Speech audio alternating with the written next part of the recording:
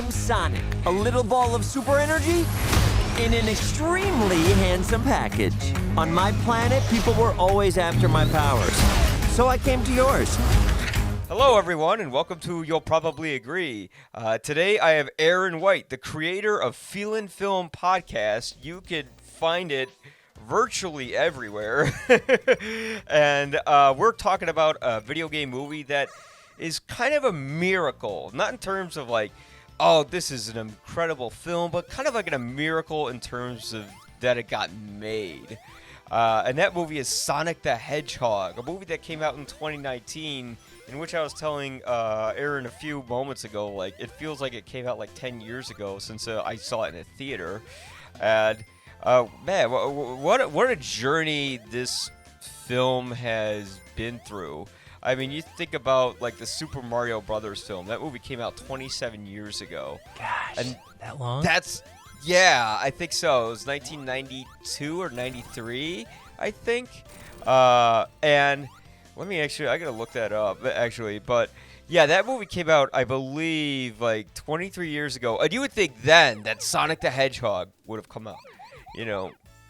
And, because that's when not Sony.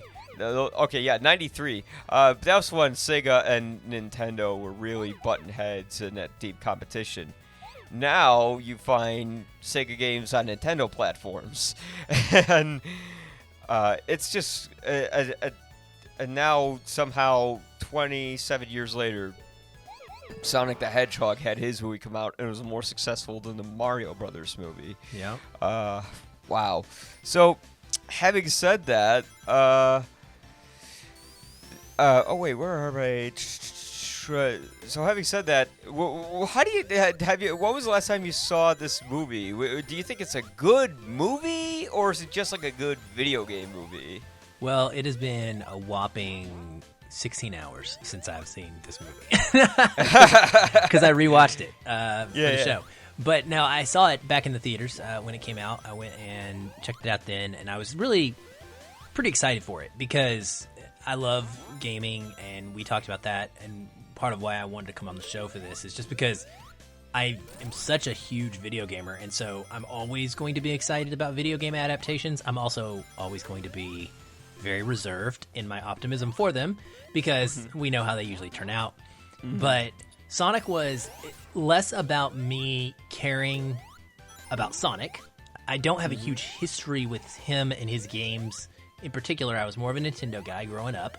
But just the idea of any game character, especially an iconic game character like Sonic, who is the face of Sega gaming in every single way, for him to finally have a movie. And what this film went through to get made after almost falling on its face, and usually you just don't see the industry pick itself up like it did with this one.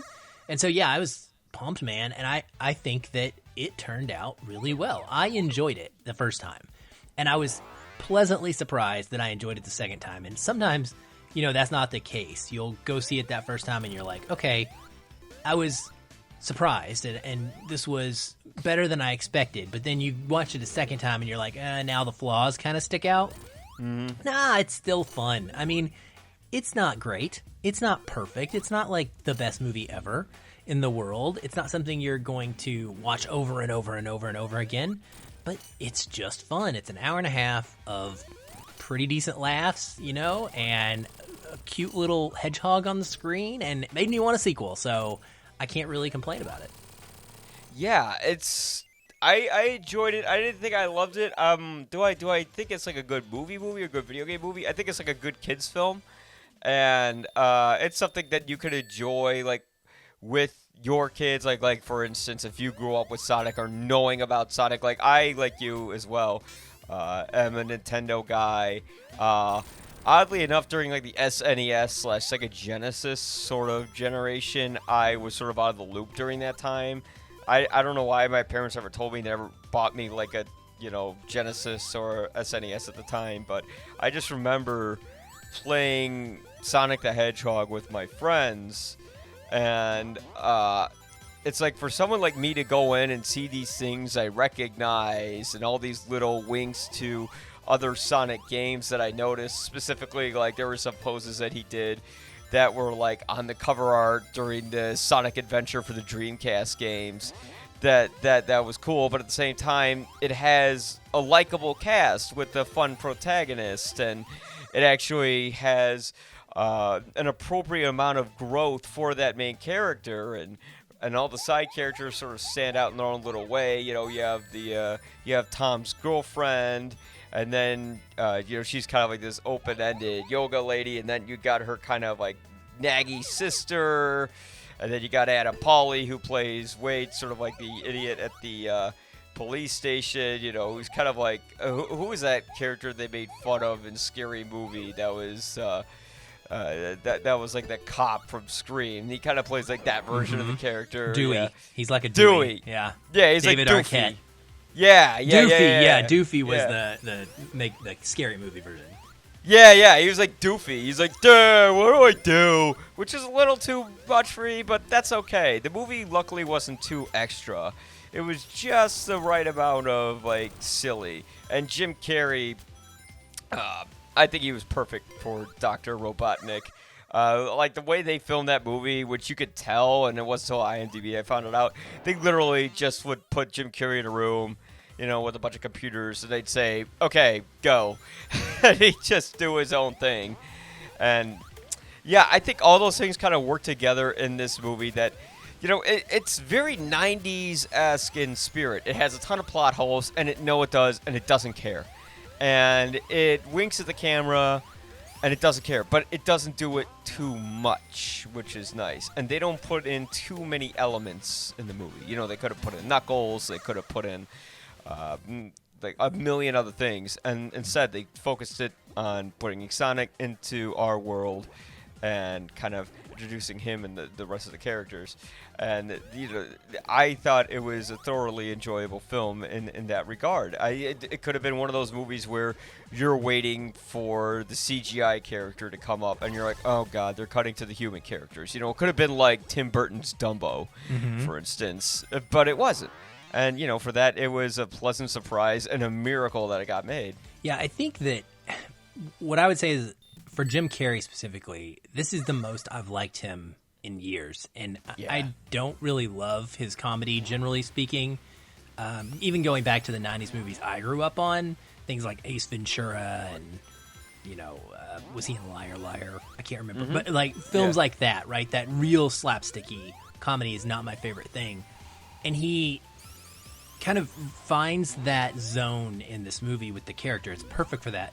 But he's not the focal point, and I think that that's the key. Is like he is only in a few scenes, like a few extended moments of this film out of an hour and a half, and when you get him in like this smaller, condensed like experience, he is able to really elevate his shtick, and it becomes entertaining. Whereas if you had to endure that character for the entire runtime of the movie, I think he would wear himself out in a heartbeat, and you'd be so tired of him, and you'd be like, enough is enough. Like, this guy is annoying.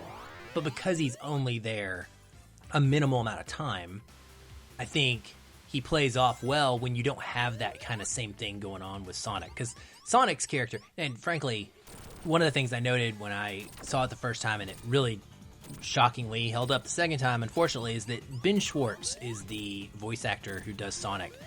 It's not my favorite voice performance in the world. In fact, it's really bland. It's really boring. It doesn't, like, I don't love it in any way. I think it's kind of one of the weaker points of the movie is his voice performance, because it just doesn't leave me, it's not memorable. But it's not over the top either. It's attempting to be superhuman. Not superhuman, but like very human. He's attempting to essentially blend in with the human characters vocally, even if he doesn't look like them. And so I think that dichotomy, I guess, in the way you see Sonic interacting with Tom and Maddie, and then you get Robotnik coming in out of nowhere with just this absolute, you know, turned it up to 11 crazy, and it makes him just entertaining in a shocking way. Yeah, it's funny with Schwartz. I thought he was just kind of average as well. He wasn't great, but I like that they actually intentionally made his character annoying. Because I was like, God, like, how could I watch this movie with these two annoying guys? But they're intentionally made that way, and you just get enough of them, where they're not driving you up the wall as an audience member. Yeah, definitely, definitely. And I think one thing that makes this one successful, in my opinion, is there is what I think is a kind of a two different paths you have to go on when you're adapting a film. Or adapting a video game into a film. There are video games like Sonic, and there are video games like, let's use The Last of Us as an example.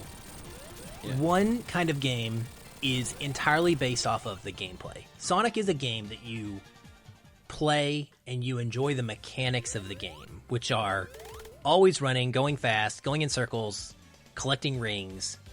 The narrative of the game is not what drives the gameplay, if that makes sense, right? Yeah. You're just going through levels to experience different versions of puzzles and with your character doing a thing. Whereas like a Last of Us or a game that is driven by its narrative is so different when you're adapting that. So like a Tomb Raider, I guess, would be even a better example because we had that one a couple of years ago, and it largely adapted that video game reboot from 2013 straight to the screen. So that's kind of easier because you have a story that you're trying to copy. But when you're doing Sonic, man, I thought this was going to be a bomb because there's no real story. Like, the only story is, it's so minimal. It's just, okay, Sonic's here, and yes, he's against this Dr. Robotnik guy. And they have to kind of make everything else up as they go, which can be really difficult to build a whole movie around the idea of a concept, of like a video game mechanic of going fast. And that's where I thought that they succeeded. Because I felt like the way that they showed us Sonic going fast, the way that he gets his iconic shoes in this game was a sweet little heartfelt moment. The way that the rings are a motif in this movie in a big way. There's a ring in his window. The window in the attic is a ring. Dr. Robotnik's goggles are rings. The jet that he attacks Sonic in has these hover rings around on the sides of it. Like, that's what the hovercraft has. And so there's always rings everywhere, and it really puts that into the movie visually. That, and then just the way that they depict him running, I think brilliantly captured that feeling you have, especially when you're a kid and we hadn't played anything anywhere close to as fast as Sonic when we just had Nintendos and Mario Brothers. Mario Brothers is a very slow, side-scrolling game that was the hit at the time, and here comes Sonic, and that was what Sega wanted to do. That was their whole point, was they wanted to like blow it all up by like giving you something crazy. All their commercials were Blast engine. Yeah. Exactly. And like drink energy drinks and essentially like do cocaine and play video games. That's what the mindset was, right? Yeah. And so Sonic, I think that the movie captures that, and that's what I needed it to do. And so as long as the story is okay and doesn't sink the movie, I thought that's what it needed to do to be a successful adaptation. And they did a good job. They didn't try to make it too serious. I think if they'd have tried to make the story like the whole point of the movie, then it probably would have flopped. But they put enough effort into the visual aspect of really making you feel Sonic that it was able to be a success. Yeah, that's a great point, because what I really appreciated with this movie that other movies try to do is, like, if you look at something like Super Mario Brothers, there's not a lot of story you can do with it. It's just the mechanics. You have the Mushroom Kingdom, you have Mario and Luigi, they jump around and they stomp on Goombas and stop King Koopa from capturing Princess Peach. And of course, they went in a completely different direction with that film in '93, which I actually am one of the few people on the first face of the earth who actually enjoyed that movie. I didn't mind it; it was totally different. But what they did with Sonic was they stayed true to the material, but also changed things up a bit. but not too much where it would disturb the fan base. And I think just being able to rely on the mechanics of a game rather than the story really made it shine, where you can kind of do what you want as a storyteller, as a filmmaker, and create a tale that the audience can enjoy. You know, if you, I have my concerns about the Uncharted film, you know, which is also Naughty Dog, like The Last of Us. Oh man. Because like already, like Tom Holland, I'm like, Tom Holland, like I guess as a young Nathan Drake, I guess you're just gonna play that whole sequence from the 3rd and 4th games where you're young Nathan, but it's like, why are they doing this? It's my favorite video game franchise probably ever, so I have a level of anxiety / excitement about that film that is just, it puts me through the ringer. Yeah, it's like I don't see how they're gonna pull that, because Uncharted and Last of Us and all those kind of games, those are already movies. You know, to make a movie off of something that's already a movie is like, unless you're gonna do something totally different, cool. I think HBO is working with the Chernobyl guy to make a Last of Us mini-series. Yeah, it's gonna be awesome. Yeah, which if they do, I really hope it's not about Joel and it's not about Ellie. It's about some totally different characters. It is about Joel and Ellie. I hate to ruin it for you, but it has already been. It's Neil Druckmann. Druckmann is working with Craig Mazin on it. They did say they're going to expand the scope of the first game, but that is where they're starting with it. I know. It's But something like The Witcher, right? The Witcher kind of went to the books, which was the original material that game series was based off of, which allowed it to do some things that weren't in the games yet. And so that's kind of what you want. You want an expansion of the world, because I completely agree with you. Like, cinematic in a video game is as good or better than a ton of animated movies that come out every year. So, like, why do you need to try and reinvent that wheel? Yeah, and I just don't know what they're going to do as an expansion with The Last of Us. Because, like, you could make it, it's still an apocalypse. There's still so many people. There's still so many incredible stories you could, I mean, the reason The Mandalorian worked was because it was about things that in the Star Wars universe that wasn't put on screen before. You know, and eventually they put in the stuff we know, but they trickled them in an appropriate manner. That's what I like to see with this other stuff. You know, expand a universe, or, well, there's not much of a universe in Last of Us. The whole world, you know, turned into the Mushroom Kingdom if it went through hell. But still, I'd like to see that. But yeah, at least with Sonic, they had the room to breathe and to do something totally different with it, where, well, not totally different, but something where it's grounded in Earth, and, you know, they didn't like turn it into this crazy steampunk thing like they did with Super Mario Brothers. I mean, the only thing in Sonic that was weird that they added was they had in the beginning Long Claw, which is like this owl / mom to Sonic in the beginning, that the CGI really stood out as fake at the opening of the film. Like, oh god, no. But then as the movie goes on, chased by Ewoks, basically. I didn't know what were those things. I was like, I don't even know what those guys are.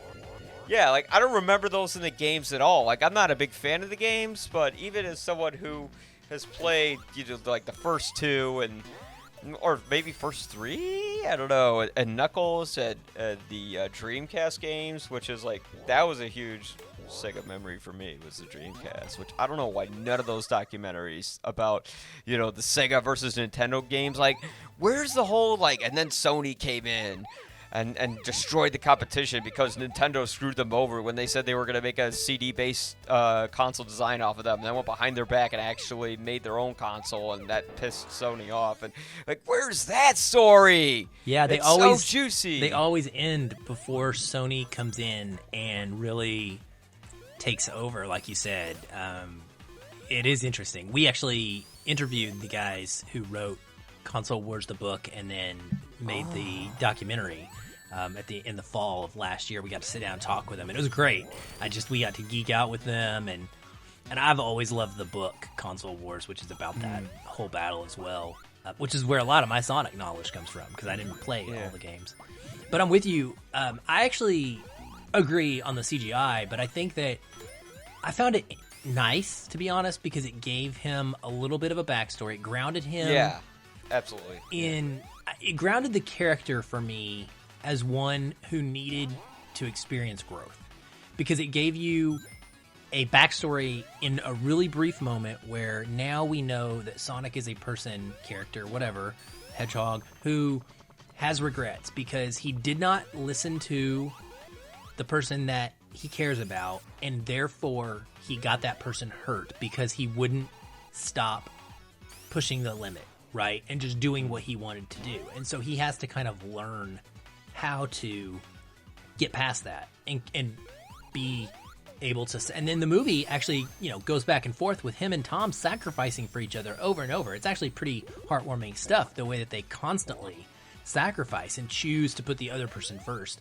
I mean, like, as quote-unquote human beings, I know one of them's not, but, like, they're great role models comparatively to people in most movies. And then the only other time we get any real lore from it is outside of Robotnik, is there at the end when there's a stinger for Tails, which excited me and had my theater going all crazy. And so I like that, like you said, they didn't try to throw all of that into one movie, but they put it in that teaser so that, okay, if it does well enough, here's somewhere we can go. But we also understand that we can't just throw it all at you right now, because it's not, you got to build up to that. You got to kind of earn your way to having that additional content, or it would just get too stuffed and nothing would matter. Yeah, and it's incredible, like, the full 180 they went with the CGI, because I think everybody remembers this movie was so notorious. Bad. Yeah, I knew it was bad when I saw the original design. It looked like nightmare fuel, but I didn't realize how bad it was until someone put, like, a side-by-side of the original trailer compared to the new trailer with some of the same shots that they used. Whoa. Yeah, I think the reason that happened, from what I took down in my notes, was I think that the company who made it, the animator, Paramount, expected that Sonic fans would object to the redesign, but the general audience would care for something that's a little more human, sort of like what they did with the live-action Teenage Mutant Ninja Turtles. And yeah, nobody likes that. And I really have to give the director of the film, Jeff Fowler, all the credit in the world, because they did something that I wish more game companies, Konami, would do, which is they actually went back and redesigned that character, pushed back the release date of the movie. It was supposed to come out, I think, like, during Thanksgiving or something like that. And they pushed it during, like, Valentine's Day or something like that, like mid-February. And it worked out. And when the new trailer came out and the new design came out, everybody praised that new look. And thank God they did that. I mean, it really captured what Sonic would look like. And that's something you don't see with a lot of movies. Once you see the original design of something, that's it, you're done. But luckily, because it was CGI, they were able to readjust that. And I think a lot of the blatant product placement in the film probably had to pay the bills to redesign that character. But that's a great point. I didn't even think of that, but that is maybe a good reason why some of it was there, and that is one of the worst parts of the movie. That stupid Olive Garden joke is just. I mean, it's funny the first time, right? When Tom and Maddie are just jokingly in their house, and randomly Olive Garden comes up in conversation, and they're like, because when you're there, you're family. But the way that it shows up at the end with the government coming and giving them a $50 Olive Garden gift card is just so over the top, unbelievably stupid that it takes it out of being funny at that point. And it just ruins that whole ending, like, little section there before redeems itself, because the movie actually ends with them taking Sonic to the attic and letting him be a part of the family, which is great. But that whole joke is just terrible, and I'd never thought of it that way. But you're probably right. They did have to pay for those redesigns some way, but yeah, I'm glad they did. I think that their movie would have tanked and made nothing if they didn't do that. And so they saved I don't even. What do you know? What the box office haul was? Did it make its money back by chance? I gotta look it up. I'd have to check Box Office Mojo, but I mean, I know they're working on the sequels, so that's good. And so, but I do remember it was a success in the end. You know, it was a 306 million. Holy moly! Oh, okay, you got it before. Made Yeah, mine's still 306 loading. million. Sure did. Look Yeah. at that. And the budget was 81 to 95 million. So, yeah. So even with marketing costs, they probably made at least 100 million. They made plenty off of it. Yeah. That man, thank God. Hey, I'm actually kind of excited to see what they're gonna do with the sequel. I'm excited to see Knuckles. I'm excited to see Tails. I'm excited to see what they're gonna do with the Mushroom Planet. You know, it's amazing how they took the rings and really transformed them into a piece of the narrative. As you were pointing out, you know, everything was sort of ring-shaped, you know, through Dr. Robotnik's goggles, to the back of his jet engine, you know, to the rings itself. Like, the levels weren't just recreations of things we know in the game. It was actually like a central focal point emotionally for Sonic, where it's like, I don't want to leave Earth. This is the only place I know where there's other people. I don't want to be left alone in this mushroom place where there's nothing. And now we know in the sequel he's going to have to go to that mushroom place and fight Robotnik at one point, because he's going to come back to Earth and start a whole bunch of chaos. You know, maybe with the Chaos Emeralds, who knows? Haha. I wouldn't be surprised. Yeah. Yeah. I mean, I agree. Yeah.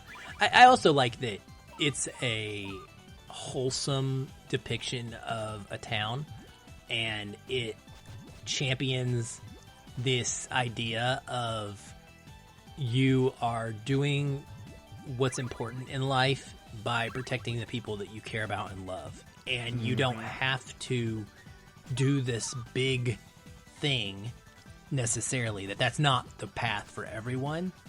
And it's a really sweet relationship. Like, the marriage between Tom and Maddie is adorable. I mean, like, they they fit. There's no drama between them. That's the other thing I like. Like, movies these days, there always has to be conflict in any sort of marriage or relationship. And it's interracial marriage on top of that. Like, it's a perfectly executed... You don't even think about it as being interracial marriage, because... Yeah, they never bring it up. No, They're they not don't- like... Exactly. She's not like, I as a black woman, like, there's no lines like that in Exactly. there. It's like, Yes. oh, thank God. Like, you know, you don't have to. And even her sister, who jokingly kind of hates Tom for whatever reason, it's not like, oh, because that's a white guy.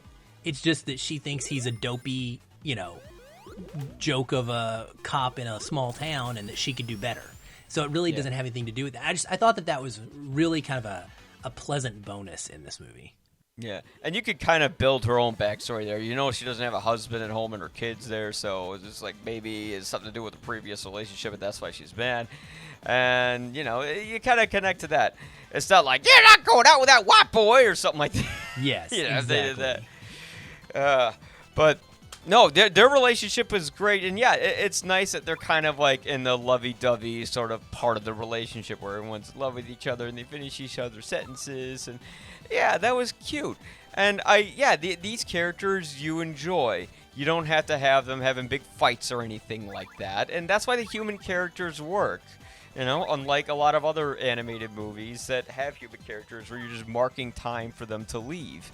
But yeah, and especially thank God that Dr. Robotnik is actually a human, and you could make of that. I love the little Apocalypse Now reference they do when he's shaving his head, and he's got that big cartoony mustache. I didn't even think it was Apocalypse Now until I thought about it. I'm like, oh, wait a minute, that's Marlon Brando. Yeah. Like, how did that not? It is, and well, and he before. says, you know, I love the reconnaissance joke. I'm sorry, No, like, yeah. it's so dumb, but like, my gosh, I remember walking out of the theater being like, we were walking down the street, my kids and I, and you know, there was like little rocks in the, you know, median or whatever with trees and stuff, and I kicked them, and I'm like, reconnaissance, you know, and like, so when a movie like gives you that kind of a joke that you can take into your everyday world, that's kind of a real cool thing. But yeah, I think it's set up well for the Robotnik that we've seen in a lot of the games, with that exaggerated mustache and the bald head, of, you know, making him Mr. Eggman or whatever, which they do make that joke at one point in the movie as well. Yeah, and there's certainly with some of the supporting characters like his protege, I guess, Agent Stone. The guy who always beats up, like that dude could pick up. He could appear in the second film and just like betray him because he's like, "You treat me like crap. I don't like you," and do something like that. So we talked about that. I'm wondering, where do you think they could go? With the next Sonic film. Well, I think you're gonna have it mostly probably centered around Robotnik coming back and wanting revenge, and Tails showing up probably means that somehow, some way, Tails is going to end up getting kidnapped and need rescuing or something. That feels like a very common narrative of a sequel kind of a story. I just don't see what else. I don't know anything from the games, like lore. It doesn't have that to draw on, so I don't know. I'm a little concerned about that because I don't know. I mean, I would like to see him go to different worlds. I would like him to end up somehow world hopping. Maybe Robotnik has found his way off of the Mushroom Planet and he's on a different world wrecking havoc, and so Tails comes to get some. Maybe he makes his way to Sonic's world, and now Tails comes to get Sonic because they've got to go to Sonic's world and save it from Robotnik. Now, if you do that, obviously it looks like that might mean a lot of CGI for all of the Sonic-like characters, which that could be problematic too. Yeah. Oh boy. Yeah, that could be because they're putting in Tails, Sonic, Knuckles, and then I think the plot's gonna revolve around the Chaos Emeralds. He's gonna bounce between worlds, collect these emeralds. He's gonna create like a big glowy thing, monster boss fight in the end for a big CGI third act battle that they'll do, which I'm okay with. But yeah, I hope they don't try to shove too much in there. I hope they don't try to Batman v Superman this, where like everything that we know from the games are sort of clumped together. I mean, the thing that worked with this film that you pointed out that I really enjoyed was it did have a wholesome message. It wasn't like Tom goes to San Francisco and he's happy and he's got a new big life and woohoo. It's more like, oh no, Tom has this little community of people that appreciate and like him, and he's there to defend them, and that's all he needs. He doesn't need these big, huge, glamorous dreams that Hollywood likes to sort of make as like their thematic trumpet for every movie. Every movie has to be like, he became famous and da-da-da-da-da. It's just more like, no, this is just a small little town and this guy likes being there. And that was a nice little diversion from the usual sort of themes that they implement in most films.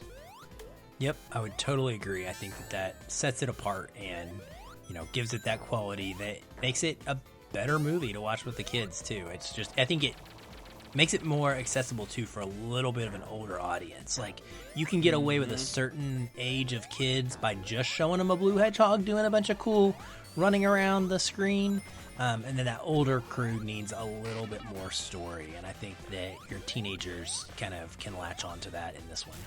Yeah. It's funny, one thing I always wish they did with this movie is I wish they made the movie about Crazy Carl, because that would take it in some very interesting directions where, he's a guy who's been beaten up in life. Nobody pays attention to him. He's always seen this blue hedgehog that he called the Blue Devil.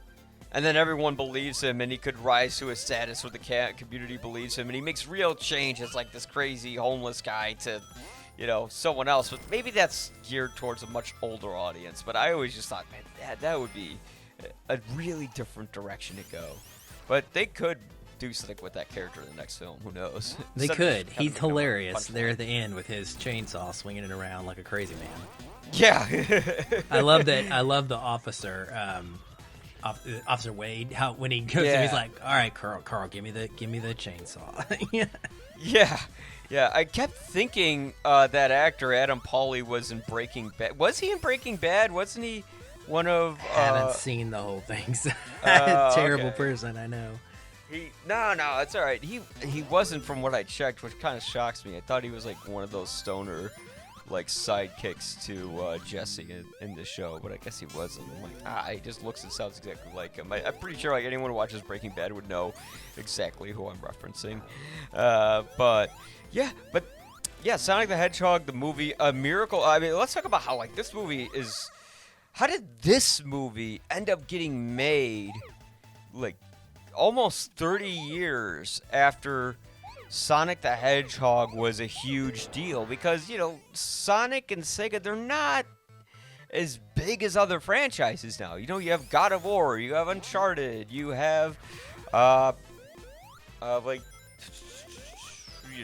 The Last of Us. I know I'm picking out all Sony games because I have a bias. I mean, you could do Doom, which they did do Doom, poorly.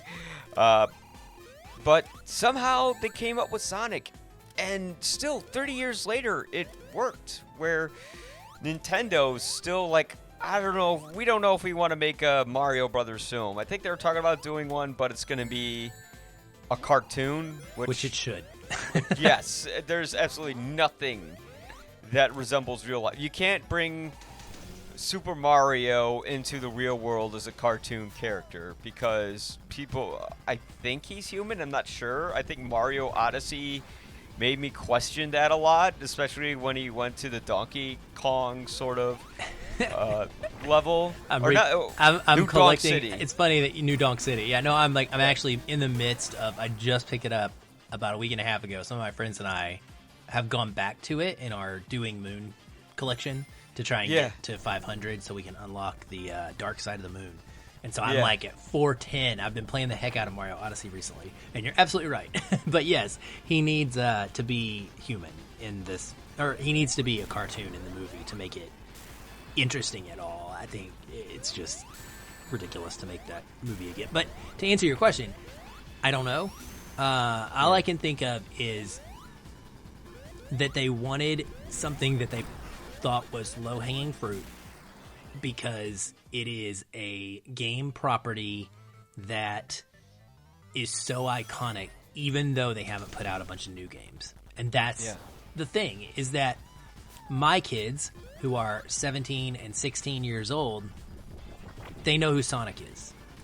And they have never played a Sonic game on their own, like, in their life. Like, they didn't grow up with Sonic in the way that you and I did, right? Mm-hmm. And so the fact that they could still know who Sonic is, I think that's what it was, is you're going for anything that has an immediate public recognition because it helps you with your marketing. And you figure you probably have a built-in audience that can get you to X million dollars. I mean, it's all about money, right? So you have a built-in audience that can get you to X million dollars just because they know the character. And you figure your movie only has to be so good in order to achieve that. And I don't know when it actually got started in production, but I also wonder if the Detective Pikachu movie possibly had some effect on that, because it showed that you could, I mean, obviously Pokemon's bigger than Sonic worldwide, but like it showed that audiences were accepting of that kind of CGI'd animal material from a video game, and maybe push them over the edge saying, okay, you know, we've got a mascot, we could do something with this, and let's make some money and strike while the iron is hot.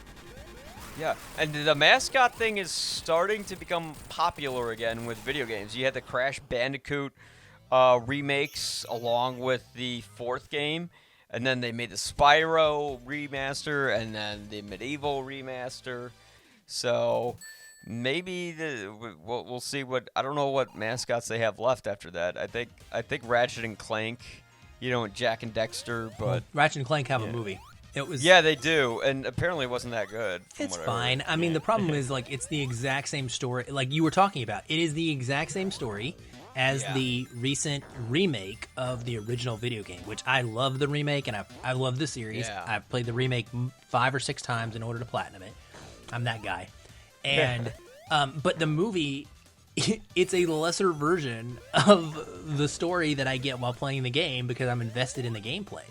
And so it's like, why? I mean, it was almost like literally like they took the CGI from the games and it looks slightly less good and put it into a movie format. And so that's what it got. And so it was fine, but it certainly didn't move the needle. And there's just not, Ratchet and Clank, they're not a known commodity comparatively to like a Sonic. And so like I agree, while they're starting to try and bring back, they're trying to recreate that now. I think that the game companies realize what they had. I mean, Halo has Master Chief, and they've been sitting on him for a decade, 2 decades now, trying to get something made with Master Chief, a series or a movie, and there just aren't that many left. And so you got to start kind of hoping for some more. Well, they're going to make the Metal Gear Solid movie. Oh, man, which, I'm pumped. Oh, man, I am very, very worried about it. Why? It's got Oscar Isaac, and it's being made by somebody who loves games and loves the series and is a, total Kojima stan. So, to me, that's what I want, right? I don't want the best Hollywood director to make video game movies. I want somebody who understands the medium of video games to make movies. Like when it came to Uncharted, I'll tell you, that movie went through 15 or so different directors. It's like development hell. Yeah. The one that got me so excited was Dan Trachtenberg, because Dan Trachtenberg, who made 10 Cloverfield Lane, he got his kind of first notice because he made some short films based on the Portal video games, also like top 10 of all time games for me. And they're incredible. And he's a gamer. He used to be the host of a video game podcast. Like, he understood the story, I think, and could have taken it in a direction. And what we found out is that Sony didn't want him to mess with the script, which is what scares me. And so they were like, no. And that's why they kept going through all these directors. But, that's why I'm actually kind of low-key excited for Metal Gear, because I think having a director who, and it's Jordan Vogt Roberts who is directing it. He made Kong Skull Island. But, he has... I follow him on Twitter all the time, and he loves that property. And I feel like when you're going to adapt something that's a narrative-style video game, that's what you need. You need somebody who's passionate about it and not just there for the paycheck. I guess that's a fair point. I don't know. I guess because he didn't make, a very emotional... I would want someone who makes, independent... sort of emotional films who can really tap into the story of the game. Like, for instance, Batman Begin worked not because of the action was terrible, but because the story, the overall vision worked. Here, I don't want someone who's going to just recreate things in the game. I want someone who could bring something different while also being faithful to the game. And Metal Gear Solid, like the movies we were talking about before, are based, on something that's strictly already a story. And I think fitting Metal Gear Solid in, a 2-hour narrative... It's so jammed with stuff, you can't. It's got to be a series, really. I mean, especially when you bring the Patriots into account. That's going to be a whole mess. I mean, if you were to make movies, I would make movie 1 about Shadow Moses Island, and then maybe movie 2 about Snake's dad, and then movie 3 about how his dad, Big Boss, sort of descended into madness, something that... the latest and the last game, Phantom Pain, it very sort of manipulatively marketed itself as something it wasn't in a way, which, I built up my own story in my head with that one, so I was just kind of like, oh, when it came out. But yeah, I don't know. I don't know how they're going to fit that into a narrative. I feel like everyone will be like, why isn't this in the movie? Why isn't that in the movie? It'll be sort of like one of those things. Yep, they're going to be comparing it to Sonic. They're going to be like, is it going to be as good as Sonic? Yeah. In a way, it'll be like, well, Sonic was working size. It's like, yeah, well, Sonic didn't have an extremely dense story consistent of, each game that had 30-hour cutscenes featuring, incredibly long monologues in it. Yeah. So, indeed. Yeah. All right, cool. Well, I guess with that all being said, I I'm excited to see what they will do with the sequel. I'm glad it worked out, that this is a movie that should have failed or never even existed but happened, and I think it brought in some new life and energy into Sonic and Sega and all these things that probably needed some life breathed into. And yeah, it's one of those things where you thought, oh, this is going to be bad, and it turned out to be good. But Aaron, thank you so much for coming on. Where can we find you? Well, as you mentioned, everywhere. That is absolutely correct. Feelin Film is the podcast. Feelin, no G. So Feelin with an apostrophe, film. And there's a website, feelinfilm.com. You can find me on Twitter at feelinfilm. There's a Facebook group, the Feelin Film Facebook group, so it's easy to find. And we are available anywhere you get your podcasts. And we do 2 different kinds of episodes. So our main weekly episode is a full spoiler deep dive into a movie, and we tackle it based on the themes and kind of our emotional takeaways from how we responded to a movie. And then we also intermix some FF Plus is what we call them, which are about 30-minute, usually little short episodes where we review brand new films that are coming up new in theaters, or, well, if your theaters are open, or new to streaming. So those are spoiler-free FF Plus, but the main show, definitely you want to see the movie first. Yeah, absolutely. Great. And you can find me at You'll Probably Agree or YPA Reviews, or at ypareviews.com. And you can find me, of course, on Twitter and Instagram at YPA Reviews.